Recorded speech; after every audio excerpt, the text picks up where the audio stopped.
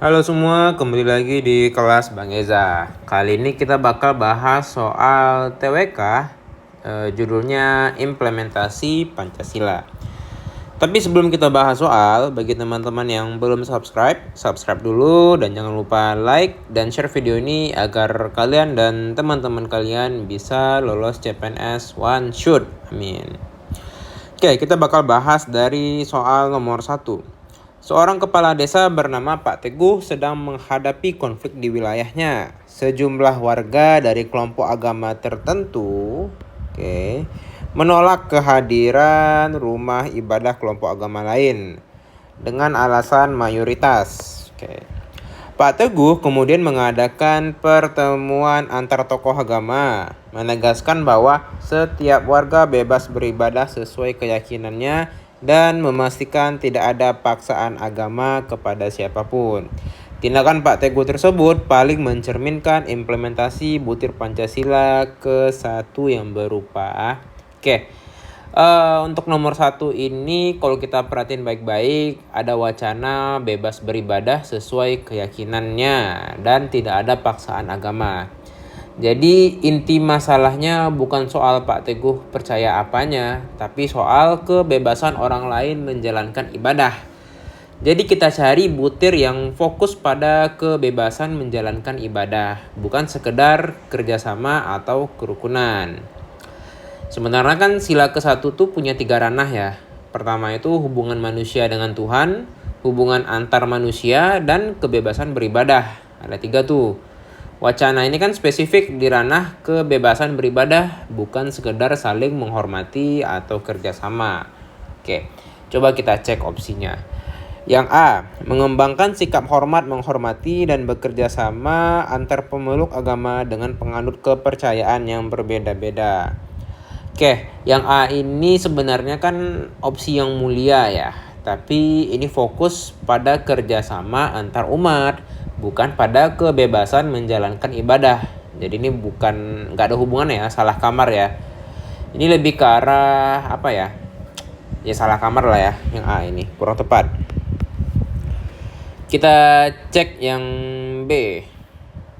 Membina kerukunan hidup di antara sesama umat beragama dan kepercayaan terhadap Tuhan Yang Maha Esa. Membina kerukunan hidup di antara sesama umat beragama ini juga positif, tapi fokusnya pada kerukunan hidup, bukan kebebasan beribadah. Jadi ini nggak berhubungan ya, salah kamar lagi opsinya. Yang C, mengembangkan sikap saling menghormati, kebebasan menjalankan ibadah sesuai dengan agama dan kepercayaan masing-masing. Ada kata-kata mengembangkan sikap saling menghormati, kebebasan menjalankan ibadah sesuai dengan agama dan kepercayaan masing-masing. Nah, ini yang tepat ya. Ini baru yang tepat banget nih opsinya. Kata kunci wacananya ada bebas beribadah dan tidak ada paksaan. Langsung nyambung ya ke definisi butir sila ke-1. Ini bagus, kita keep dulu. Yang D, tidak memaksakan suatu agama dan kepercayaan terhadap Tuhan Yang Maha Esa kepada orang lain. Sebenarnya ini jebakan ya, jebakan yang setipis tisu ya, tipis banget bedanya. Tapi dia jebakan. Wacana memang bilang tidak ada paksaan, tapi butir atau opsi ini kan fokus pada larangan memaksa. Sementara wacana kita kan lebih menekankan kebebasan menjalankan ibadah, bukan sekedar larangan memaksa gitu ya. Beda nuansa ya tibanya ya. Jadi bukan apa ya, tipis banget lah ya bedanya. Ini jebakan nih opsinya. Ini kurang tepat. Yang E, menyatakan kepercayaan dan ketakwaannya terhadap Tuhan Yang Maha Esa sesuai dengan agama dan kepercayaannya masing-masing. Kalau opsi E ini lebih fokus pada keyakinan pribadi Pak Teguhnya. Wacana bukan tentang keyakinan Pak Teguh kan, kalau kita lihat lagi di soalnya, tapi tentang kebebasan warga beribadah. Jadi kurang tepat nih. Jadi jawaban nomor 1 adalah yang C. Kita lanjut nomor 2. Dina adalah pegawai negeri sipil di sebuah kantor pemerintah. Suatu hari, ia mendapati rekan kerja yang berasal dari suku minoritas mendapat perlakuan tidak adil dalam pembagian tugas. Dina kemudian menyampaikan hal ini kepada atasan secara profesional dan memastikan rekan kerjanya diperlakukan setara tanpa memandang latar belakang. Tindakan Dina paling mencerminkan implementasi butir Pancasila kedua yang berupa. Nomor 2 ini kalau kita lihat ada kata kunci diperlakukan setara, terus tanpa memandang latar belakang dan suku minoritas. Dan inti masalahnya adalah perlakuan sama tanpa membeda-bedakan. Jadi kita cari butir yang spesifik bicara soal persamaan tanpa membeda-bedakan. Gitu ya triknya. Kalau kita lihat nih opsinya. Yang A, mengakui dan memperlakukan manusia sesuai dengan harkat dan martabatnya sebagai makhluk Tuhan yang Maha Esa. Ini mulia banget, tapi ini bicara soal harkat martabat manusia lah ya sebagai makhluk ya. Kalau kita lihat di soalnya kan wacananya bukan tentang harkat martabat secara umum, tapi spesifik soal perlakuan sama tanpa memandang suku. Jadi ini kurang tepat ya opsi A. Yang B, mengakui persamaan derajat, persamaan hak dan kewajiban asasi setiap manusia tanpa membeda-bedakan suku, keturunan, agama, kepercayaan, jenis kelamin, kedudukan sosial, warna kulit dan sebagainya. Ini bagus. Ini tepat sasaran. Wacana pun juga bilang kan ada suku minoritas dan tanpa memandang latar belakang. Langsung nyambung ya opsi ini ke wacana di soal. Kita keep dulu. Yang C, mengembangkan sikap saling mencintai sesama manusia. Ini positif, tapi ini bicara soal kasih sayang antar manusia. Wacananya kan bukan tentang cinta atau kasih sayang, tapi tentang perlakuan adil tanpa diskriminasi. Kurang tepat. Yang D, mengembangkan sikap saling tenggang rasa dan tepa selera. Ini juga mulia, tapi ini fokus pada empati dan pengertian. Wacana bukan soal empati kan, tapi soal perlakuan setara. Kurang tepat. Yang E, menjunjung tinggi nilai-nilai kemanusiaan. Dan opsi E ini terlalu umum. Semua butir sila 2 tentu ada nilai kemanusiaan. Tapi di wacana kita atau di soal kita lebih spesifik tentang persamaan tanpa diskriminasi. Oke? Kurang tepat. Jadi nomor 2 jawaban yang tepat adalah yang B. Oke, kita lanjut soal nomor 3. Sebuah organisasi mahasiswa di kampus sedang membahas rencana studi banding ke luar negeri. Beberapa anggota mengusulkan tujuan yang populer di kalangan pribadi, namun tidak memberikan manfaat. Oke, ada katanya tujuan populer namun tidak memberikan manfaat bagi reputasi kampus. Oke. Ketua organisasi Andi menyarankan agar dipilih tujuan yang sekaligus memperkuat jaringan kerjasama internasional dan meningkatkan prestis dari bangsa Indonesia di mata dunia. Keputusan akhir diambil melalui musyawarah hingga tercapai mufakat. Sikap Andi paling mencerminkan implementasi butir Pancasila ketiga yang berupa. Oke. Kita lihat kata kuncinya. Ada memperkuat jaringan kerjasama internasional, ada prestis bangsa Indonesia, dan ada juga bukan memberikan manfaat bagi reputasi kampus pribadi. Intinya, Andi menempatkan kepentingan bangsa di atas kepentingan pribadi atau golongan. Jadi kita cari butir yang bicara soal menempatkan kepentingan bersama di atas pribadi. Oke.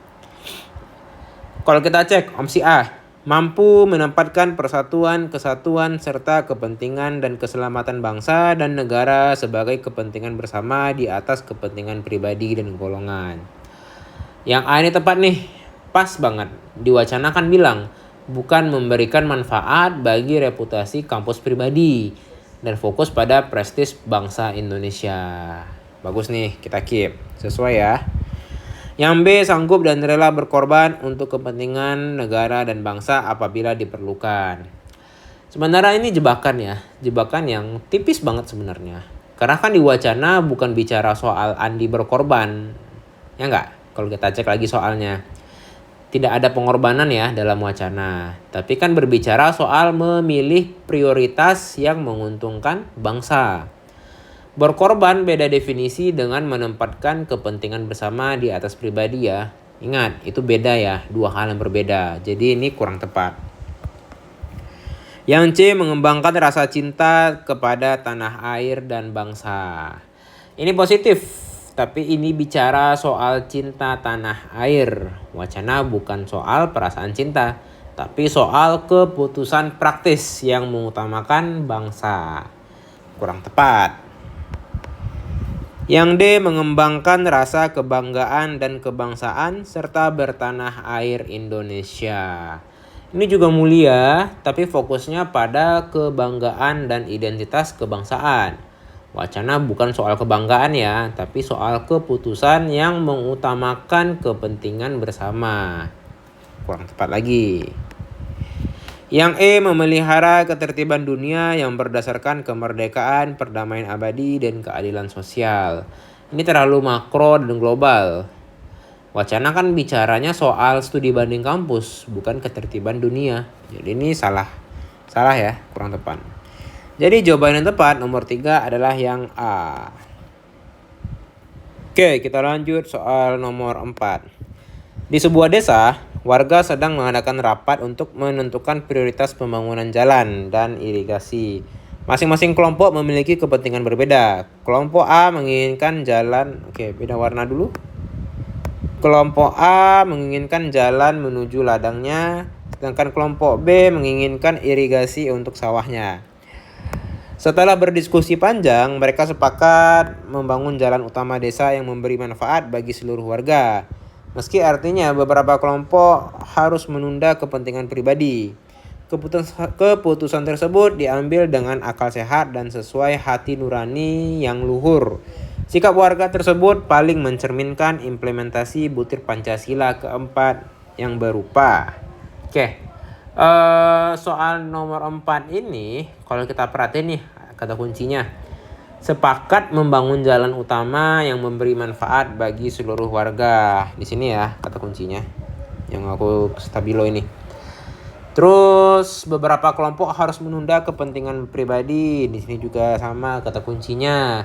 Intinya kepentingan bersama itu kan diutamakan di atas pribadi. Jadi kita cari opsi yang spesifik bicara soal prioritas kepentingan bersama ya dalam musyawarah. Kita cek opsinya satu-satu. Yang A, mengutamakan musyawarah dalam mengambil keputusan untuk kepentingan bersama. Ini jebakan sebenarnya ya, opsi A ini. Jebakan yang tipis banget.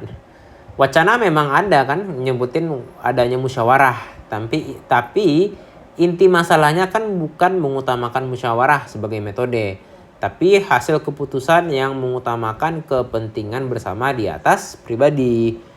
Fokus wacana adalah pada hasil ya. Kalau kita lihat lagi ya soalnya, kan di soal dibilang tuh di wacana soalnya berfokus pada hasil, bukan pada metode musyawarah. Makanya yang A ini kurang tepat. Yang B, musyawarah untuk mencapai mufakat diliputi oleh semangat kekeluargaan. Ini positif, tapi ini bicara soal semangat kekeluargaan dalam musyawarah. Wacana bukan soal suasana kekeluargaan, tapi soal pengorbanan kepentingan pribadi. Hati-hati ya, dibaca lagi soalnya, kasusnya. Yang C, menghormati dan menjunjung tinggi setiap keputusan yang dicapai sebagai hasil musyawarah. Ini juga mulia, opsi C ini ya. Tapi ini bicara soal menghormati hasil musyawarah. Kalau kita cek soalnya ya, di soal atau di wacana kan bukan soal penghormatan terhadap keputusan ya, tapi soal isi keputusan yang mengutamakan bersama. Masih kurang tepat. Yang D, di dalam musyawarah diutamakan kepentingan bersama di atas kepentingan pribadi dan golongan.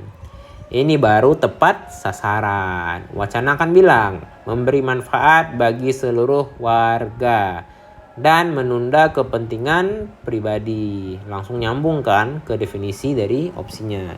Kita skip dulu. Yang E, musyawarah dilakukan dengan akal sehat dan sesuai dengan hati nurani yang luhur. Yang E ini jebakan juga yang terlihat cocok. Karena kan wacana bilang dengan akal sehat dan hati nurani. Ya enggak? Ini akal sehat dan hati nurani. Ini wacananya. Sudah lihat? Tapi hati-hati. Wacana kan menggunakan frasa tersebut sebagai deskripsi cara berdiskusi ya. Bukan sebagai inti masalah. Inti masalahnya adalah pengorbanan kepentingan pribadi untuk bersama, bukan sekedar cara musyawarah yang baik. Jadi masih kurang tepat. Kita salahin dulu. Jadi nomor 4, jawaban yang tepat adalah yang D. Oke, kita lanjut soal nomor 5. Rudy adalah seorang pengusaha sukses yang baru saja mendapatkan proyek pembangunan fasilitas umum dari pemerintah. Ia memiliki kekayaan pribadi yang melimpah dan sering pamer gaya hidup mewah di media sosial. Oke. Namun ketika menjalankan proyek tersebut, ia memastikan anggaran digunakan secara efisien, tidak ada pemborosan, dan hasilnya benar-benar bermanfaat bagi masyarakat. Oke, ia juga menolak menggunakan proyek itu untuk kepentingan pribadi atau keluarganya. Tindakan Rudy paling mencerminkan implementasi butir Pancasila kelima yang berupa. Oke, di sini ada beberapa kata kunci ya. Memastikan anggaran dipakai secara efisien nih. Ya, memastikan anggaran digunakan secara efisien. Tidak ada pemborosan, sudah. Benar-benar bermanfaat bagi masyarakat, sudah kita tandai. Terus menolak menggunakan proyek itu untuk kepentingan pribadi atau keluarganya. Oke, itu ya kata kunci dari soal nomor 5. Intinya, Rudy tidak menggunakan hak atau proyeknya untuk merugikan kepentingan umum. Jadi kita cari butir yang spesifik berbicara soal larangan menggunakan hak untuk merugikan umum. Oke. Kita cek opsinya satu persatu. Yang A, mengembangkan perbuatan yang luhur yang mencerminkan sikap dan suasana kekeluargaan dan kegotong royongan. Ini jebakan opsi A ini. Wacana memang ada unsur kebersamaan, tapi intinya bukan soal kekeluargaan atau gotong royong ya. Rudy adalah pengusaha yang menjalankan proyek, bukan warga yang bergotong royong. Karena kan di sini bilang nih, Rudy adalah seorang pengusaha sukses yang baru saja mendapatkan proyek. Itu dia. Jadi yang A kurang tepat. Oke, kita cek yang B. Mengembangkan sikap adil terhadap sesama. Ini terlalu umum.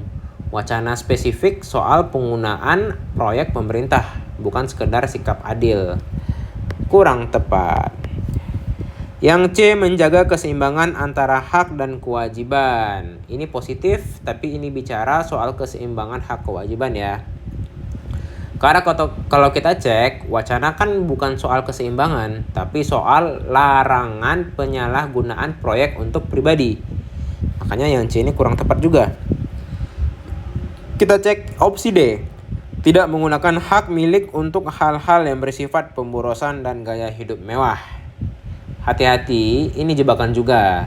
Wacana memang bilang tidak ada pemborosan dan Rudy sering pamer mewah. Tapi inti masalah dari wacana itu kan bukan soal Rudy memboroskan uang pribadinya untuk gaya hidup mewah, ya enggak? Tapi soal Rudy menolak nih ya. Ia memastikan anggaran digunakan secara efisien, tidak ada pemborosan dan hasilnya benar-benar bermanfaat bagi masyarakat. Itu ya intinya. Dia menolak menggunakan proyek pemerintah untuk kepentingan pribadi. Proyek pemerintah kan bukan hak milik pribadi. Bukan hak milik pribadi sih Rudy ya, tapi tugas yang diamanahkan. Yang ditonjolkan wacana kan proyek bermanfaat bagi masyarakat, tidak merugikan umum. Jadi ini bukan soal Rudy hemat dalam hidup pribadi ya. Jadi ini kurang tepat juga nih opsi D ini. Oke, yang E, tidak menggunakan hak milik untuk bertentangan dengan atau merugikan kepentingan umum. Nah, ini yang bagus.